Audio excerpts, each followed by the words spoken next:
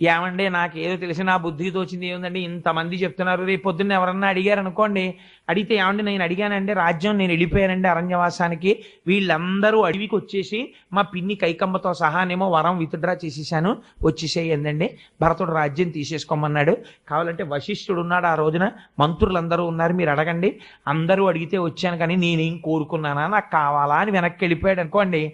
ఇది మనం ఏమంటామంటే మన భోగము కొరకని ధర్మమును పక్కన పెట్టేటప్పుడు మనం ఎంచుకునేటటువంటి మార్గం ఇదంతా. మనం భోగము కోసం ధర్మాన్ని తుంగలో తొక్కుతాం, రాముడు భోగాన్ని తుంగలో తొక్కి ధర్మాన్ని పట్టుకున్నాడు.